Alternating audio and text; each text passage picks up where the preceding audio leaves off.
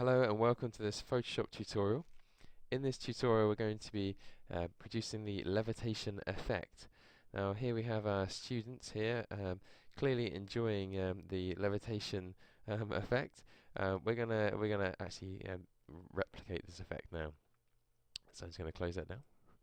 To produce this effect you need to have two images. One of the person supported in this case by a stool, and another of the background. It's really important that when you take your photographs that you use a tripod.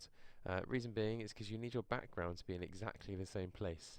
You may even find, as in the case of these pictures, that it's still slightly out. So we're going to repair that now. So using the move arrow, it's going to pull apart these tabs, pick one up, drop it on the other.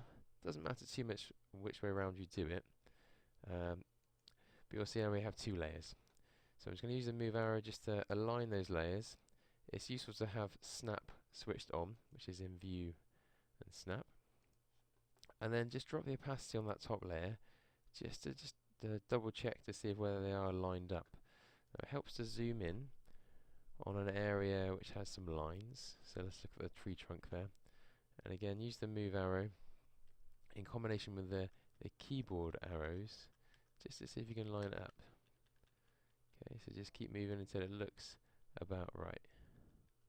Okay, yeah, there we go. Alright, then we just put the opacity back up to the top. Then we'll zoom back out. Now we're going to use a layer mask to remove the stool from the image. So layer mask bottom right here, making sure it goes on the correct layer. Grabbing the paintbrush and removing the stool like so.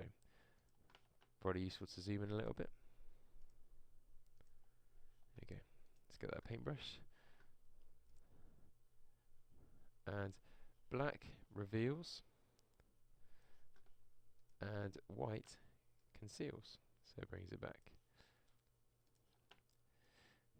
Now don't fall for the old trick where you're using a very small brush.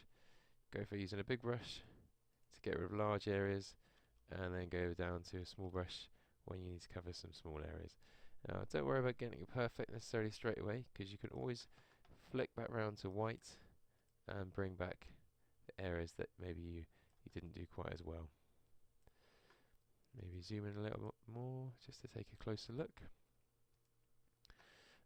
The edge along here should be fairly sharp, so we don't want a brush that's too fuzzy. So I suggest that maybe a 50-50 hardness, just to repair any of those edges. And a little bit of fine tuning.